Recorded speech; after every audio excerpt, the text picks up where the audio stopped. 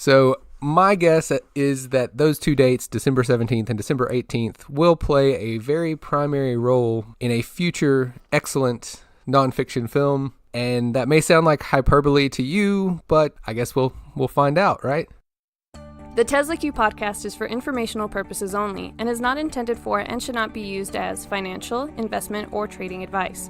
Research associated with fiscal decisions should be conducted elsewhere.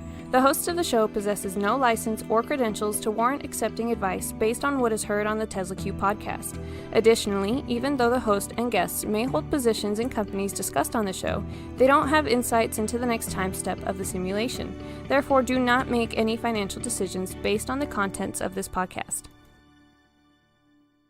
Hello and welcome to episode number 17 of the Tesla Q podcast.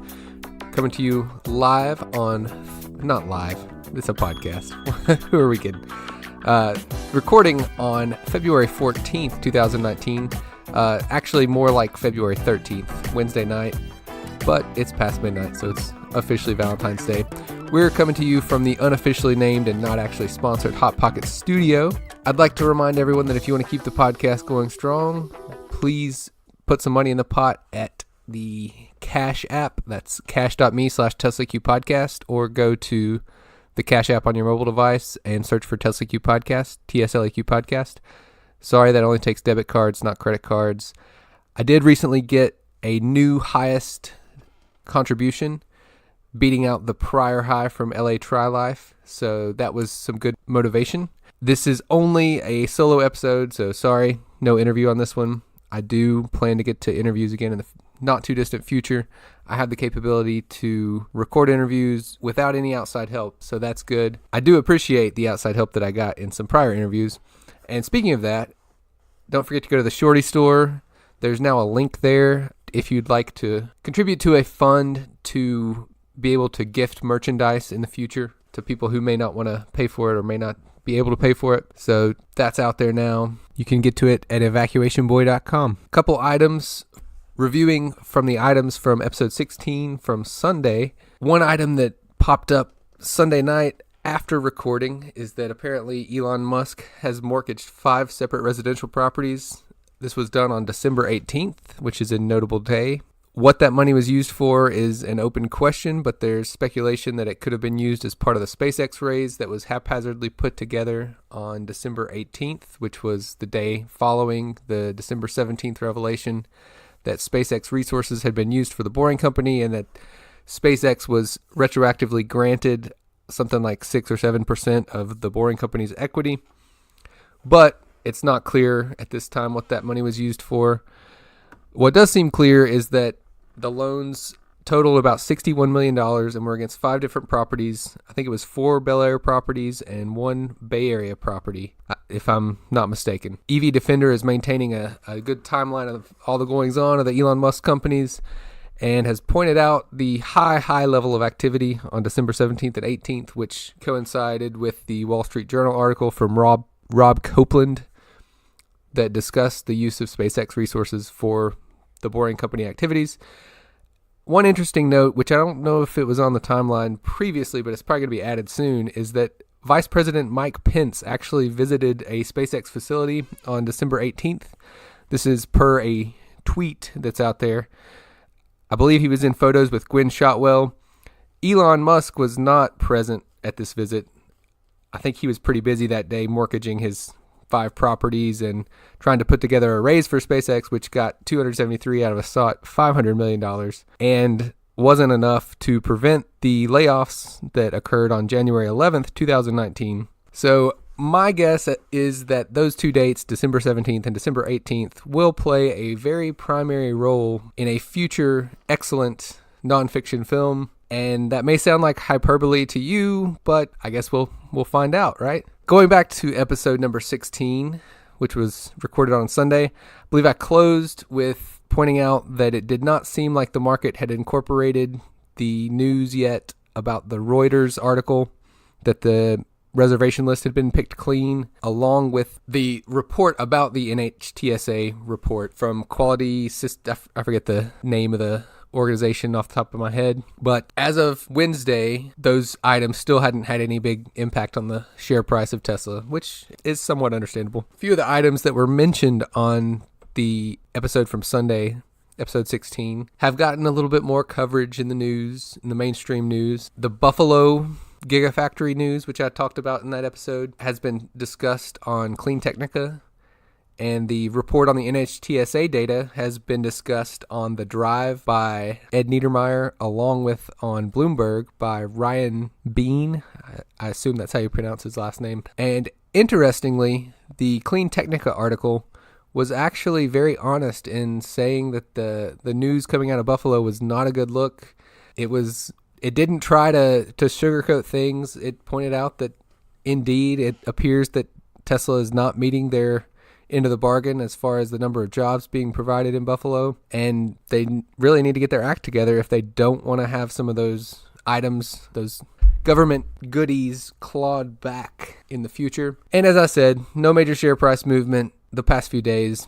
One item that did seem to have a little bit of movement on the share price is that Canaccord, which is a bank out of Canada if I'm not mistaken, put out an updated price target on Tesla on Monday morning, early in the morning. And that new target was $450 when Tesla's been trading at around the low 300s in recent days. In conjunction with this upgrade, there seemed to be some pre-market buying to try to help boost the price up a little bit.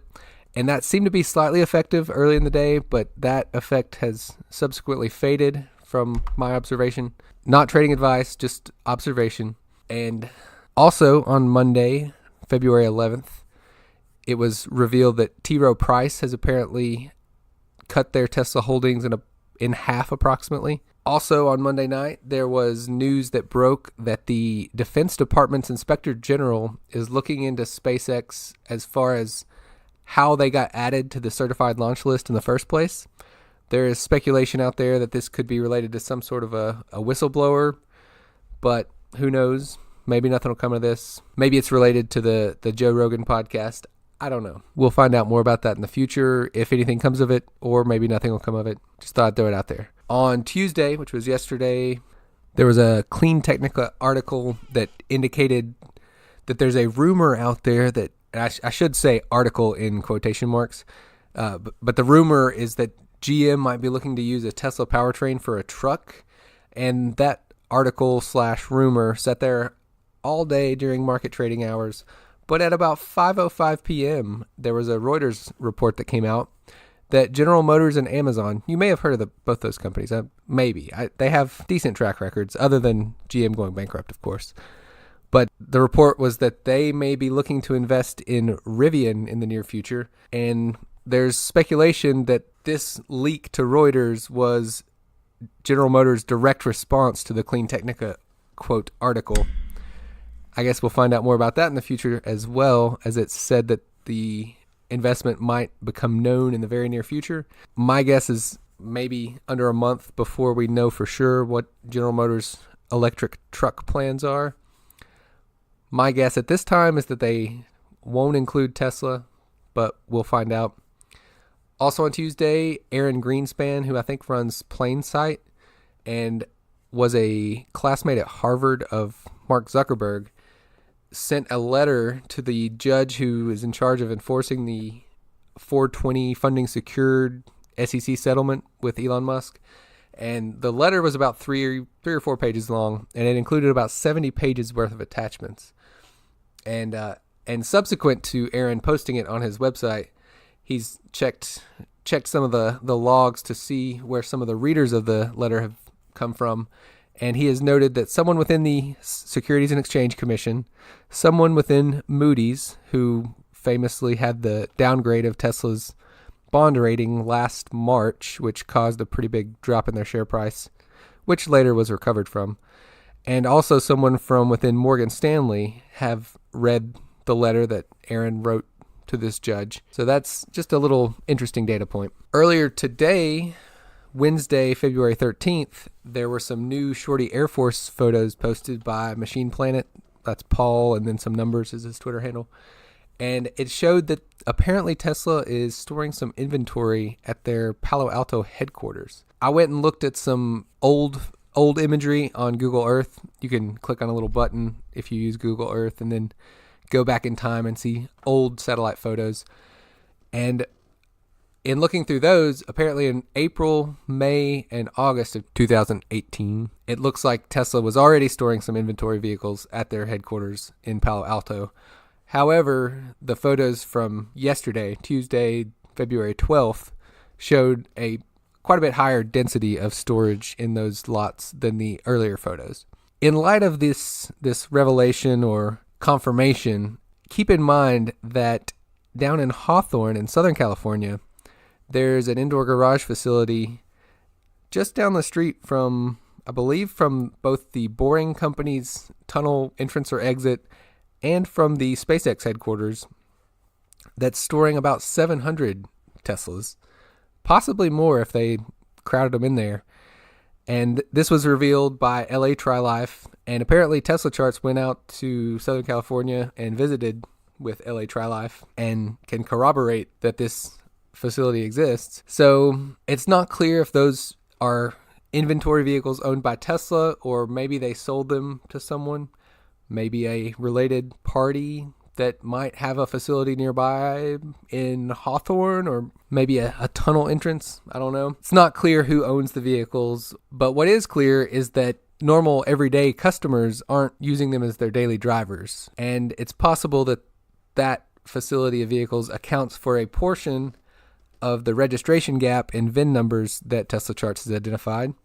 Another item from Wednesday, February 13th, 2019, which I'm not going to cover in depth in this podcast, is that apparently Massachusetts had some kind of electric vehicle rebate, and for January 2019, they received 4 applications for this rebate. This number of 4 in January 2019 compares to having 663 in December of 2018, 561 in November, 281 in October, 106 in June, 163 in July, 203 in August, 534 in September.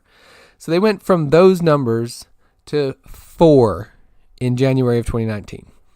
So there is at least a little bit of information that you can infer from that in regards to Model 3 demand. So don't ignore it. I mean, incorporate it into however you need to incorporate it, but don't ignore it. Another item from today that's new to me, I hadn't thought of it before.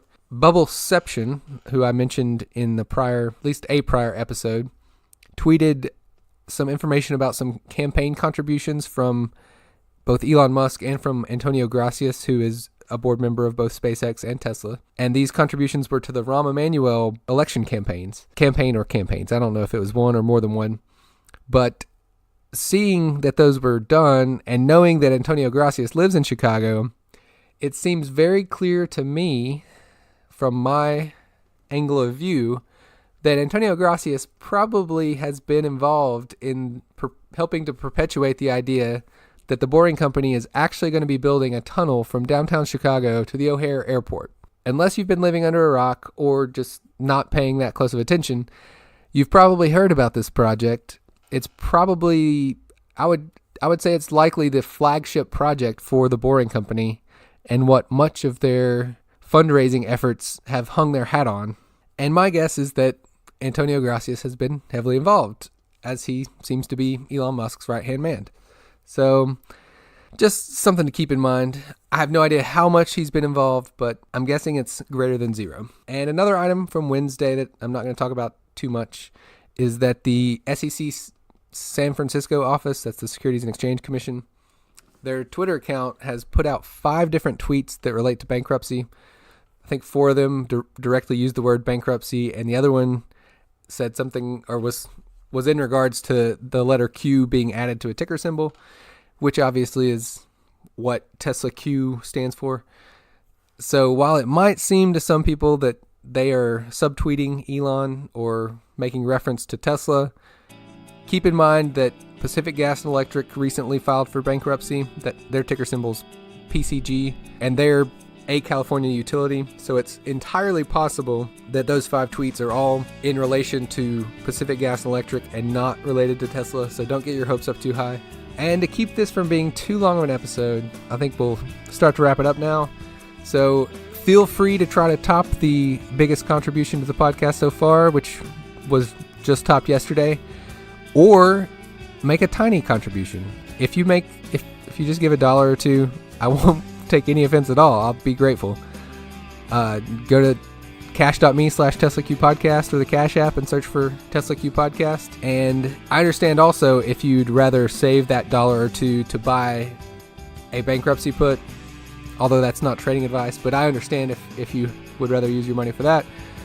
But with that, we'll call this the end of episode 17, recorded here on the 13th/14th of February 2019. And bye-bye.